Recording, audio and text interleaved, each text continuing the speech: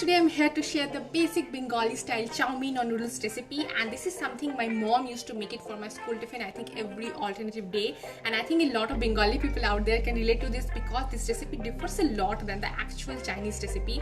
Firstly, there is going to be no use of any sauces. Secondly, I will be using turmeric. Yes, I know turmeric can be a big no-no in noodles, but don't worry, this recipe is worth a try. So let's start.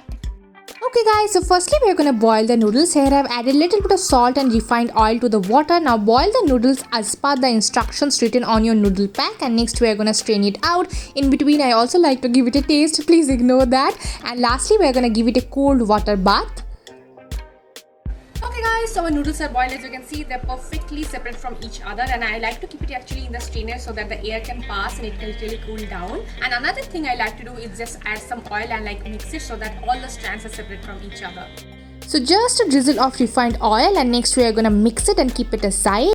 Now finally for the Chowmin, here I'm adding some sliced onion to the pan and fry it on a high heat for a couple of minutes. Next goes potato. Yes, potato was this must thing in our Bengali Chowmin, I remember.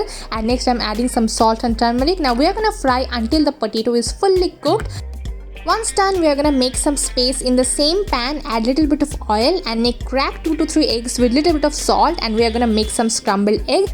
Now if you want, you can obviously use a separate pan to make the scrambled eggs and add it later on, but I like to follow it this way. Now fry everything well, and lastly we are gonna add some chopped chilli. Yes, so black pepper is never the thing in Bengali Chowmin. It's always chopped chilli. Fry everything well, and lastly here I'm adding the boiled noodles. Add little drizzle of oil to fry the noodles well.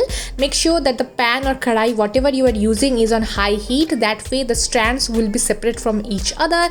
Add some salt and pinch of sugar to balance the taste, and ta-da! Your Bengali style Chowmin is ready. Serve it hot with some tomato ketchup on top, and trust me guys, that is pure nostalgia in a plate.